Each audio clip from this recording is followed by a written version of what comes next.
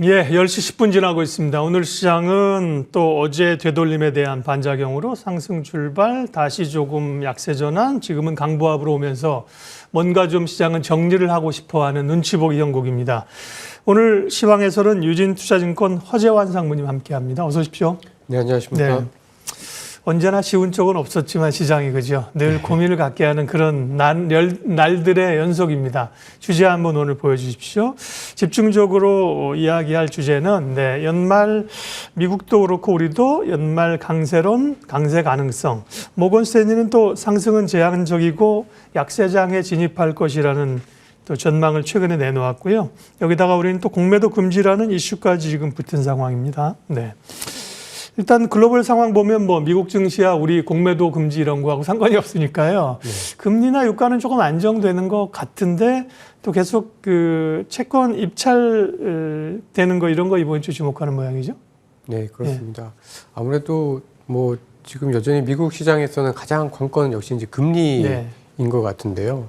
이 금리를 결정하는 여러 가지 변수들이 있지만 결국 이제 재정 정책을 통한 국채 발행량이 적지 않기 때문에 이런 부분에 있어서 좀 부담이 아직까지 좀 남아 있는 걸로 좀 보여지고요. 금리가 속 시원하게 떨어지지 않는다라고 하면은 이번에 최근에 이제 주식시장이 좀 반등을 하고 있는 거에 대해서 여전히 좀 의구심을 좀 갖고 있는 세력들이 있고 그 중에 일부가 모건 스탠리라고 저는 좀 판단을 좀 하고 있습니다. 네. 근데 금리가 속 시원하게 너무 빨리 떨어지는 것도 또 시장에서 위기감을 가지고 있어서 좀 진정되면서 지금처럼 조금씩 떨어지고 이런 레벨을 또 이게 좋다고 하는 분들도 있던데. 근데 고점은 적어도 조금 이제 다시 고점을 위협할 가능성은 낮아진 거 아닌가요? 네, 그렇습니다. 네. 보통 결국은 이제 금리라는 거는 이제 성장률과 이제 인플레의 함수라고 볼 수가 있는데 지난 3분기 때 워낙 미국의 경제 성장률이 높았지 않습니까? QOQ 전 분기 대비 연율로 4.9%, 거의 5%에 육박하는 성장을 좀 했기 때문에 이러한 성장이 계속해서 이어지기는 되게 쉽지 않고 뭔가 이제 둔화될 가능성이 높기 때문에 금리는 어느 정도 정점을 봤다 이렇게 좀 봐야 될 것 같은데요. 그러나 이제 금리가 이제 정점을 봤다고 해서 4% 후반대에 있는 그 금리가 그래도 조금 더 떨어져야 기업들이 좀 숨통을 트일 텐데 이런 부분에 있어서 아직까지는 이제 좀 잘 안 떨어지고 있고 여전히 미국이 좋다라고 하면 오히려 역으로 기업들한테는 또 부담이 되지 않겠느냐라는 점에서 좀 우려들이 아직까지 좀 남아 있는 상황인 것 같습니다. 근데 이제 저희가 보기에는 이러한 그 미국 경기의 어떤 그 둔화를 수요 측면에서만 볼 게 아니라 공급 측면에서도 좀 봐야 되지 않을까라고 좀 판단을 좀 하고 있고요. 수요 측면에서 본다라고 하면 분명히 좀 떨어지는 건 맞기 때문에 금리도 떨어지지만 수요와 함께 기업들의 어떤 매출이라든가 이런 부분들도 떨어지면 금리와 주가가 함께 떨어지는 모습이 좀 나타날 수가 있습니다. 근데 저는 이제 그런 부분들에서 저희가 수요뿐만 아니라 공급도 지켜봐야 된다라고 보고 있는데요. 최근에 공급과 관련돼서는 지표들이 조금 좋아지고 있는 게 생산성 지표가 또 많이 좋아지고 있습니다.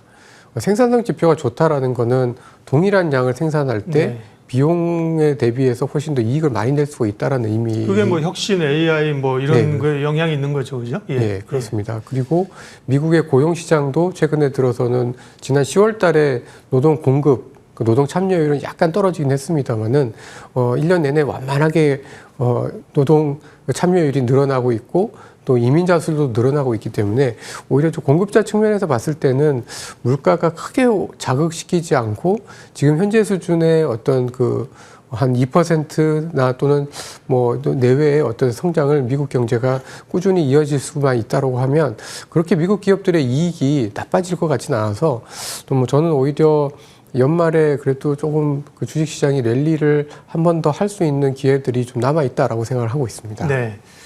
가장 중요한 게 이제 금리고요. 지정학적 리스크는 어쨌든 시간이 가면서 조금 뉴스를 우리가 그 전보다 이제 좀 덜 보지 않습니까? 그런 약간 소멸돼가는 현상이 나타날 수 있고요. 금리 그다음에 유가도 생각보다 상당히 안정적이고 연준 위원들의 발언은 오락가락합니다만 CME에서 하는 패드워치 보니까 12월에 금리 동결 가능성이 90%네요. 네. 그러니까 이쪽도 조금 안정됐다. 전 뉴욕 증시는 글로벌 증시는 연말 랠리 가능성이 좀 있다고 보셨고 국내 증시도 그러면 그걸 좀 따라갈 수 있습니까? 예, 저는 뭐 좀 따라갈 수 있다. 그리고 지금 주가 수준이 그렇게 뭐 부담스럽진 않다라고 좀 판단을 좀 하고 네. 있는 편입니다. 뭐 미국 시장과 저희 한국 시장은 뭐 상황 자체가 조금 다르긴 합니다만은 공통적인 것은 이번 3분기나 4분기를 기점으로 해서 기업들의 이익이 그래도 조금 우상향할 수 있다라는 기대감은 네. 뭐 미국이나 저희나 마찬가지. 우리는 뭐 대표적으로 반도체. 네, 그렇습니다. 예, 예. 그래서 뭐 저희도 연말 랠리에 참여할 가능성이 예전보다는 7, 8월보다는 훨씬 더 높아지지 않았나라고 보고 있습니다. 예. 사실 8, 9, 10월 급격한 조정 이후에 지수가 조금 미국 국채 금리도 떨어지고 반등이 좀 올 타이밍이어서 자율적으로 올라가면 사실 훨씬 더 좋았는데 공매도 금지라는 뉴스가 나오면서 시장에 그죠? 변동성을 굉장히 크게 주고 있거든요. 이 부분은 단기적인 영향, 중기적인 영향을 좀 나누어서 봐야 될 것 같은데 영향 어떻게 보시는지? 뭐 단기적으로는 워낙 하루 만에 빨리 반영을 다 해버려서 더 이상의 어떤 변동성이 확대되는 부분들은 좀 적지 않을까라고 좀 보고 있고요. 예. 근데 오히려 좀 중장기적으로 봤을 때는 분명히 이 공매도가 주는 순기능들이 있는데 이런 부분에 대해서 순기능을 못하기 때문에 외국인들 입장에서는 상당히 좀 부담이 좀 커지는 국면이라 일정 부분 포지션을 축소를 하든지 하는 움직임들이 좀 나타나지 않을까라고 좀 보고 있습니다.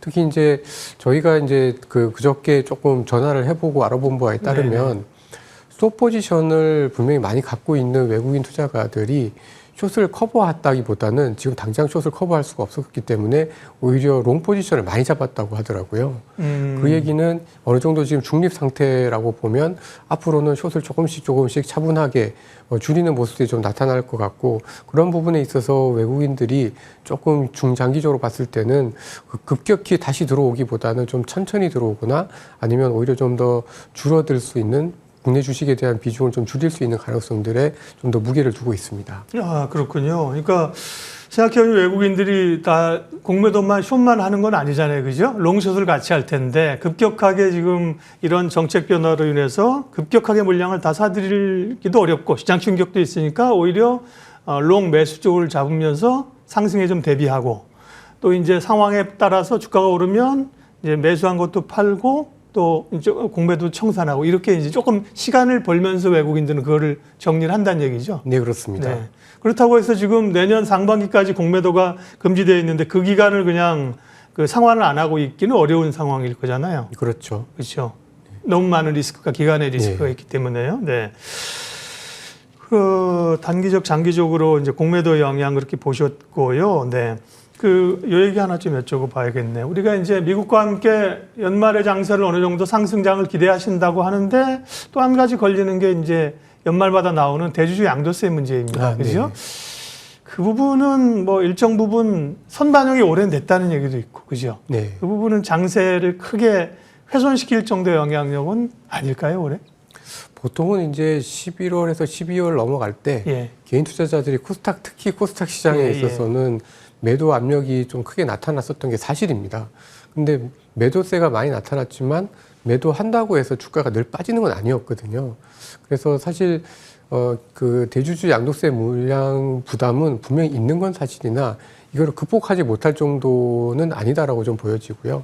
뭐 그때 당시에 어떤 주식시장의 어떤 분위기, 그다음에 기업들의 어떤 이익에 따라서 충분히 이러한 물량 부담들을 극복할 수가 있는데 이번에는 또 10억이라는 그 한도를 20억을 뭐 늘려준다라는 정부의 어떤 제한도 있다 보니까 전체적으로 예년에 비해서는 이런 부담을 좀 적게 느끼면서 좀 지나갈 수 있지 않을까라고 생각을 좀 하고 있습니다. 네. 최근 뭐 시장에 대한 고민들이 많은데요. 워낙 높은 레벨의 금리 그리고 이게 인상이 멈췄다고 하는 것이 바로 이제 금리가 인하되는 시점은 아니지 않습니까? 거기다가 또 경기의 어떤 침체 가능성 이런 것들로 인해서 고민들이 많은데요.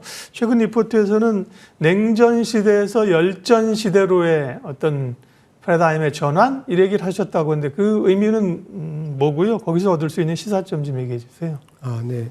뭐 여러 가지 이야기들을 해드릴 수 있습니다만은 냉전 시대에는 사실 이제 물리적인 전쟁이 아니고 서로 이제 무기 경쟁을 하면서 대체로 보면 이제 첨단 기술 또는 첨단 무기를 개발하는 시대였었기 때문에 데이터가 굉장히 중요해졌고 데이터 위주의 어떤 경제로 이제 성장을 하게 되다 보니까 전체적으로 인플레 압력이 어느 정도 통제되는 효과들. 그래서 안전자산, 뭔가 위험한 일이 있을 때마다 채권이 안전자산이 되었다라고 하면 지금처럼 정말 물리적인 충돌이 있게 되고 부딪히는 시대에서는 네. 사실 채권이 그렇게 안전자산으로서의 역할을 제대로 못할 가능성이 높고 오히려 원자재나 실물자산에 대한 어떤 수요들이 좀 높아지지 않을까라는 그런 의미에서 이제 열전 시대의 어떤 의미를 좀 생각을 해봤고요. 주식시장에 미치는 영향은 따라서 금리가 아주 급격하게 떨어지지 않기 때문에 적어도 재무제표가 굉장히 좀 우량한 기업들, 제가 보기에는 이번 공매도 사태로 인해서 좀 많이 헷갈려했던 부분들이 결국은 중소형주나 코스닥 시장이 이제 주가가 워낙 많이 오르다 보니까 좀 많이 혼란을 좀 겪고 있는데요. 전체적으로 보면 지금과 같은 이러한 세상의 변화에 대해서는 중소형주나 코스닥보다는 대형주나 대형 우량주 중심으로 좀 대응을 해야 되는 게 아닌가라는 그런 시사점들을 좀 생각을 해봤습니다. 네. 경기는 어떻게 봐야 됩니까? 미국 경기는 뭐 워낙 지금 사실 경기 침체 우려가 있습니다만 나오는 지표 지금까지 너무 좋고요. 우리는 사실 잠재 성장률을 못 맞추는 이런 형국으로 가는데 중국도 성장이 이제 회복될지가 궁금하고요. 글로벌이 보면 이제 올 연말을 지면서 내년에 경기 흐름은 어떻게 보세요? 내년의 경기 흐름은 한마디로 말씀드려서 국가마다 좀 다른 흐름이 좀 예상이 좀 되기 때문에 굉장한 좀 혼란과 혼조세가 예상이 됩니다. 미국 경기가 좋긴 합니다만은 아까 말씀드렸던 지난 3분기에 4.9%를 계속해서 이어가기는 굉장히 좀 그렇죠. 어려울 거고요.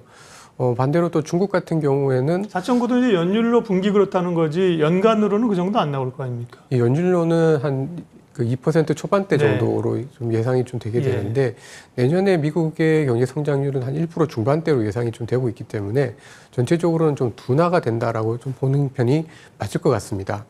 근데 또 유럽 같은 경우에는 지금 현재 지난 3분기 때 경제 성장률이 전년 대비로 마이너스가 났기 때문에 사실상 침체에 좀 진입을 해 있는 상태이고요.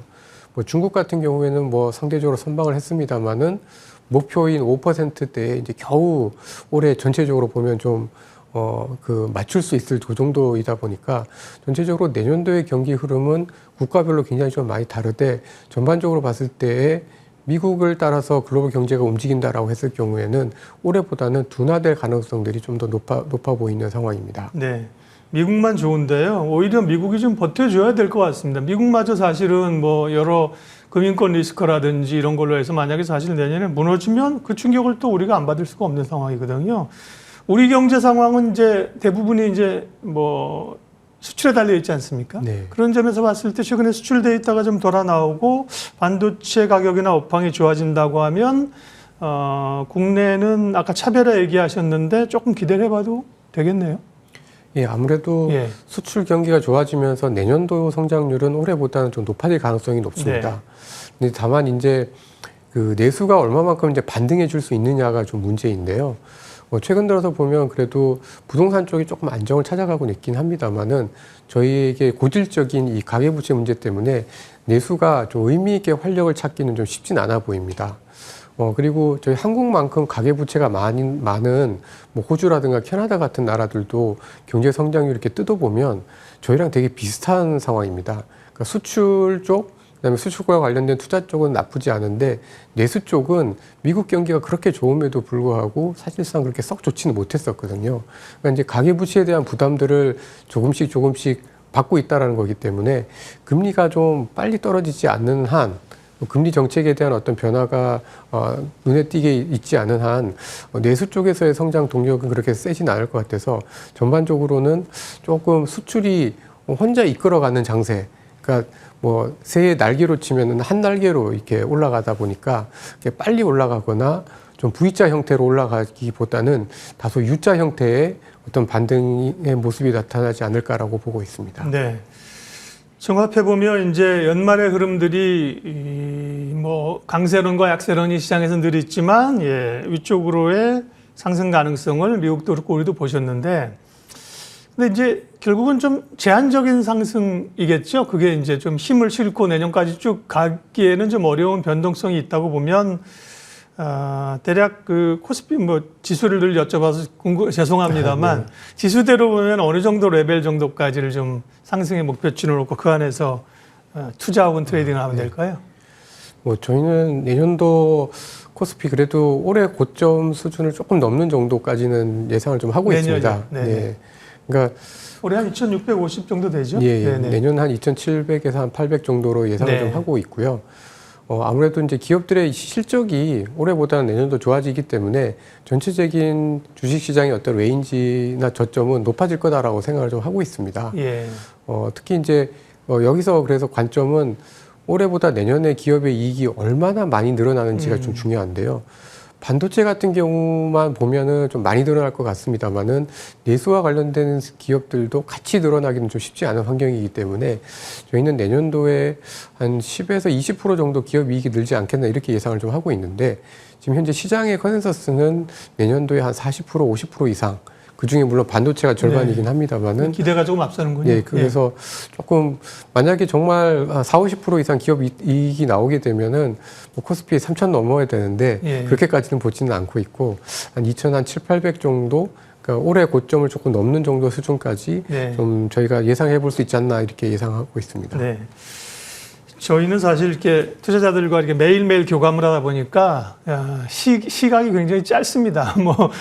저는 이제 사실 내년보다는 올 연말 정도의 상승장을 예상하신다고 하면 그 레벨 수준을 여쭤봤는데 사실 전략이나 시황 쓰시는 분은 사실 내년 전략을 이미 다 쓰시기 때문에 큰 그림을 이제 말씀을 해주신 거고요. 그걸로 가름을 해도 될 것 같고요.